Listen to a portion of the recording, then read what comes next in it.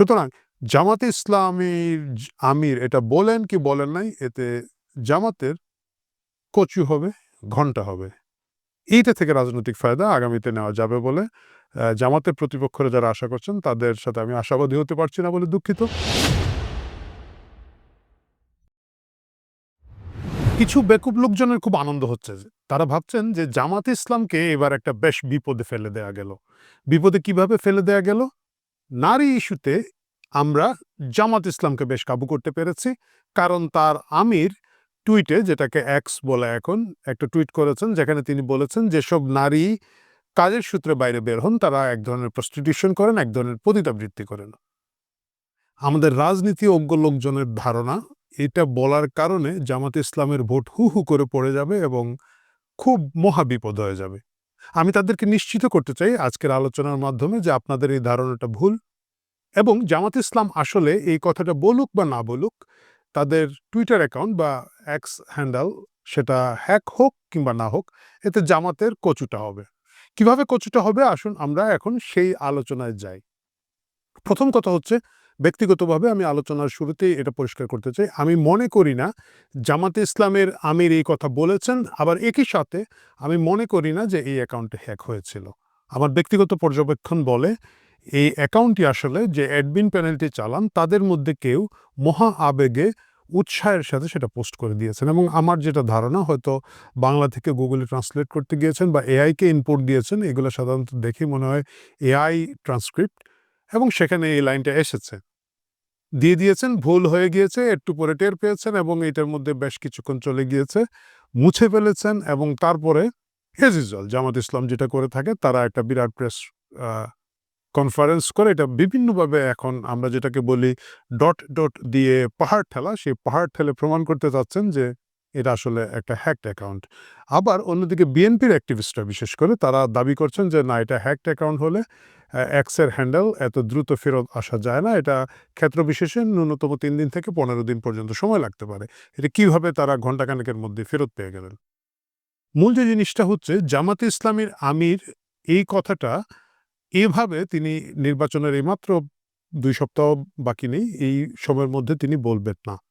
বলবেন না কারণ মানে এটা তাদের বলার কথা না। কিন্তু মুশকিলটা হচ্ছে এটা তাদের মনোভাব। এটা তাদের মনের আকাঙ্ক্ষা, ইচ্ছা। এটা অস্বীকার করার কিছু নাই। এর কিছুদিন আগে জামাতে ইসলামী আমিরের একটা সাক্ষাৎকার আপনারা দেখেছেন, যে সাক্ষাৎকারে তিনি একজন বিদেশি সংবাদ সংস্থার সাংবাদিকের কাছে বলেছেন যে জামাত ইসলামীর প্রধান হিসাবে নারীদের আসার কোনো সুযোগ নাই। এটা তাদের সংগঠন অ্যালাও করে না। তাদের সিস্টেমের মধ্যে এটা নাই।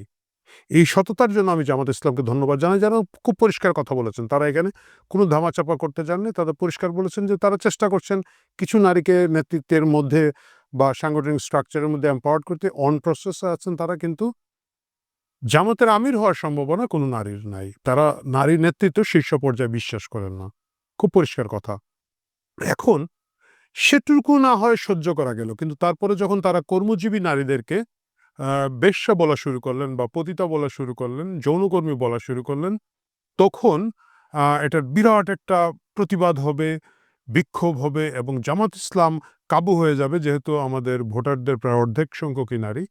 এই আশায় যারা আছেন তারা আসলে দেশ, সমাজ এবং রাষ্ট্র এখন কোথায় যাচ্ছে বাংলাদেশ সে বিষয়ে কোনো টের পাচ্ছেন না। আমার বিশ্লেষণ বলে এই কথা উনি যদি এমনকি জনসভায় বলে থাকেন, এতে জামাতে ইসলামের মোটেও কোনো নির্বাচনী ক্ষতি হবে না। আমি একটু আগে ফিরে যেতে চাই, ডাকসুতে ফিরে যেতে চাই।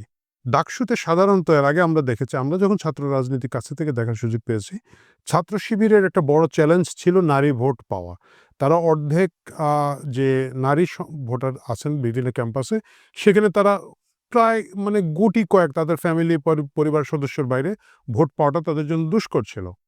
কিন্তু বিগত ডাকসুতে আমরা দেখেছি নারী হলগুলোতে ছাত্র শিবির বিপুল ভোটে বিজয় লাভ করেছে।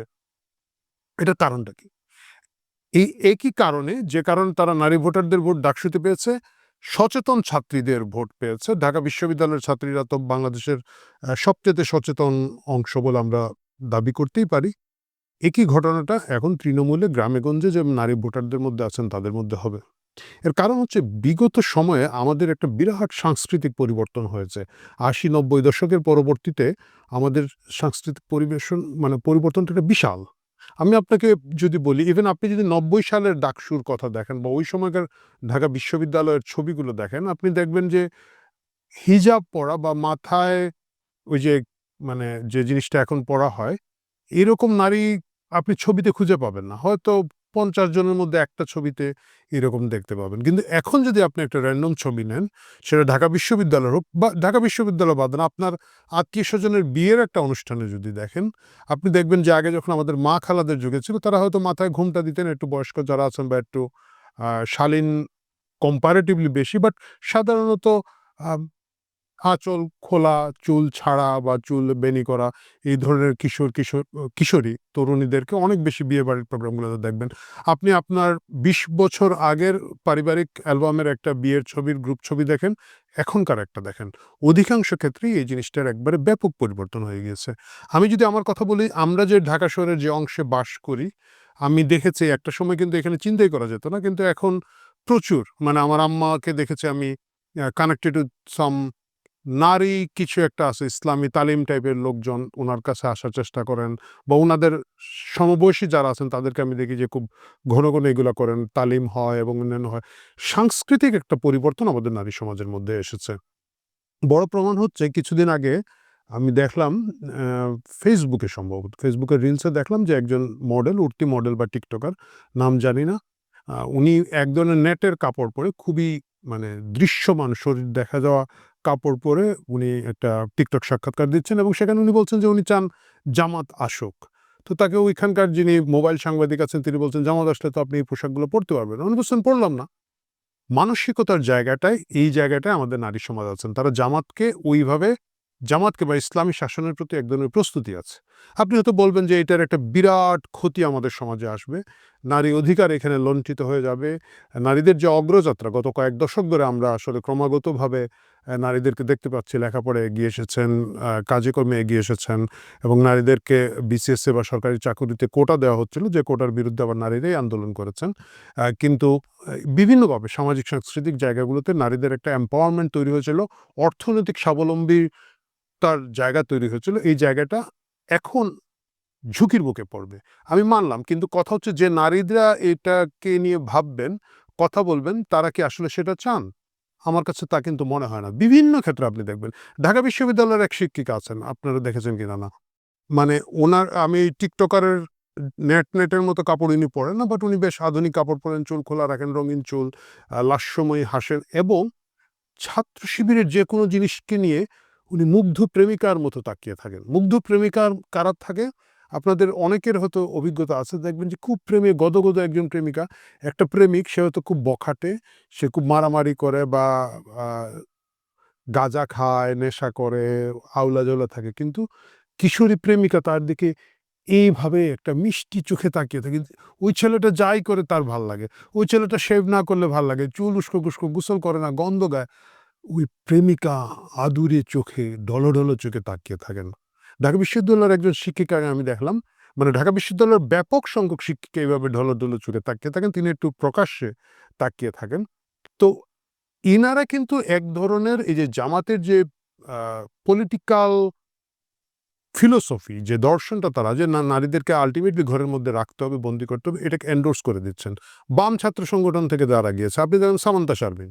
একসময় কিন্তু উনি বাম ছাত্র সংগঠন করতেন। চারুকলার আ ছাত্রী তিনি। সাধারণত আমরা ধরেই নিই যারা শিল্পকলা, চারুকলা থাকেন, তারা একটু ধর্ম, কর্ম বিষয়ে একটু কম সচেতন থাকেন। উনি দেখবেন হিজাব পরে ফেলেছেন। জুমা, ডাকসুর খুবই আলোচিত একজন ছাত্রী নেত্রী আমাদের। তিনি কিন্তু ডাকসু নির্বাচনের আগে আপনি দেখবেন সাদিক কাইয়ুমের পাশে বসে সংবাদ সম্মেলন করছেন, তখন কিন্তু মাথায় কাপড় নাই বা মাথায় কাপড় হয়তো আছে, কিন্তু তিনি কিন্তু হিজাব করছেন না। কিন্তু যেইমাত্র তিনি ডাকসুতে নির্বাচিত হয়ে গেলেন, তিনি কিন্তু হিজাব করা শুরু করেছেন।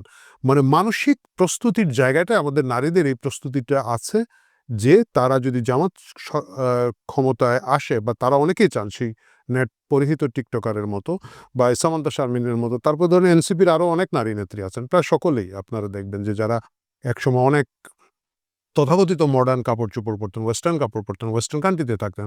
তারা এখন দেখছি আমি গ্রামে-গঞ্জে প্রায় বোরকা পরে বিরাট চাদর দিয়ে নিজেকে আ আচ্ছাদিত করে তারা গিয়ে ভোট চাচ্ছেন। এবং তারা মাথায় বেশ কাপড়-টাপড় দিয়ে মঞ্চে গিয়ে শাপলা কলির কলি ধরে দুলাদুলি করছেন।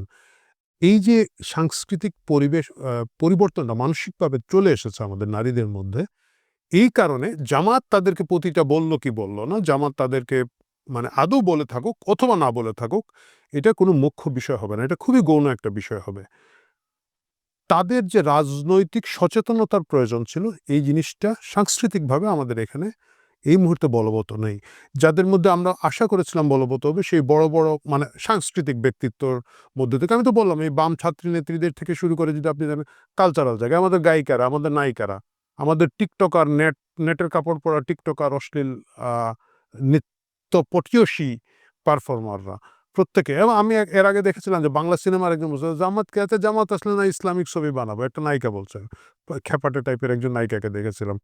তো এই জায়গাটায় যখন চলে এসেছে, তখন যারা ভাবছেন যে ডাক্তার শফিক এখানে বলেছেন কি বলেন নাই, আদৌ বলেছেন কিনা না, এতে কিচ্ছু আসে যায় না। যারা জামাতকে মানসিকভাবে সমর্থন করেন, যারা জামাত আসার ব্যাপারে মানসিকভাবে প্রস্তুত আছেন, তারা একসময় বাম রাজনীতি করে থাকুক বা এখন তথাকথিত প্রগতিশীল রাজনীতির কথা বলে থাকুক, তারা উম মধ্যবিত্ত জায়গা থেকে খুব আ কি বলা যায়? পোশাকে-আশাকে মাথা আচ্ছাদন না করা কর্মজীবী নারী হয়ে থাকুক, তারা শ্রমজীবী নারী হয়ে থাকুক। আর সাধারণ মানুষের কথা তো বলছিই না। এরা প্রত্যেকেই মানসিকভাবে মনে করে যে তারা তাদেরকে জামাত এটা বলছে বা নারীদের অধিকার একটু সংকুচিত হওয়াটার মধ্যে কোনো ক্ষতি নেই। সুতরাং জামাতে ইসলামীর আমির এটা বলেন কি বলেন নাই, এতে জামাতের কচু হবে, ঘন্টা হবে। এইটা থেকে রাজনৈতিক ফায়দা আগামীতে নেওয়া যাবে বলে জামাতের প্রতিপক্ষরা যারা আশা করছেন তাদের সাথে আমি আশাবাদী হতে পারছি না বলে দুঃখিত। আমরা গভীরভাবে তাকিয়ে আছি বাংলাদেশ এমন একটা সুন্দর জায়গায় যাবে যেখানে নারীদেরকে আসলে কোনো কাজ করতে হবে না। তারা ঘরে থাকবেন এবং সন্তান উৎপাদন করবেন এবং তারা গৃহস্থালির কাজ করবেন এবং পুরুষরা সকল দায়-দায়িত্ব নিয়ে বাইরে যাবেন। এটার জন্য বাংলাদেশের পুরুষরা আদৌ প্রস্তুত কিনা না আমি জানি না। কিন্তু আমাদের নারীরা বেশ প্রস্তুত। এই সবাই মিলে এই জিনিসটার মধ্যে বাংলাদেশকে আজ হোক কাল হোক তারা ফেলে দিবেন। আর আমরা যারা পুরুষ আছি আমরা সেটাতে আনন্দ পাবো, আমরা দেখব এবং শুধু নারীরা ফেলবেন তা না, পুরুষ নারী সকলে মিলেই আমরা এখানের মধ্যে ফেলবো এবং একটা সময় সেই জায়গাটায় যাবে।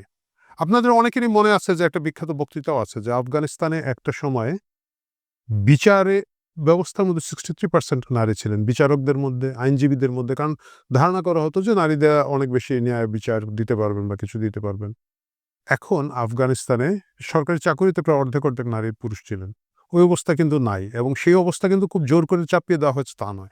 আফগানিস্তানের জনগণ সেটা বেছে নিয়েছেন, সেটা সেইভাবে হয়েছে। ইরানের কথা যদি আপনারা বলেন, ইরানে যখন বলা হয়ে থাকে যে এই ১৯০০ কত সালে ৫ বা ৭ সালের দিকে তারা নারীদের ভোটাধিকার দিয়েছে, যেটা ইউরোপে এসে হয়তো ১৯৭০ সালের দিকে ফ্রান্সের মতো তথাকথিত সভ্য দেশ নারীদের ভোটাধিকার দিয়েছে। ১০০ বছর আগে প্রায় ইরানে নারীদের সেই ক্ষমতায়ন ছিল। সেখান থেকে ইরান কিন্তু দীর্ঘ একটা ইসলামী বিপ্লবের ভিতর দিয়ে যাচ্ছে এবং এটা কিন্তু বাইরে থেকে চাপিয়ে দেয় না। জনগণ চায় বলেই এই বিপ্লব হয়। আমি দৃঢ়ভাবে বিশ্বাস করি বাংলাদেশের জনগণ এখন সেই চাওয়ার মধ্যে আছে। আমার আপনার মতো ২-৪ জন মধ্যবিত্ত লোকজন আ অভ্যাসবশত বলুন বা যে কারণেই বলুন, এটার বিরোধিতা করে যাচ্ছেন। সেই বিরোধিতা করে এই জামাতে ইসলামের ইসলামী বিপ্লব কতদিন ঠেকিয়ে রাখা যাবে, সেটাই আগামীতে দেখার বিষয়। ভালো থাকবেন সকলে।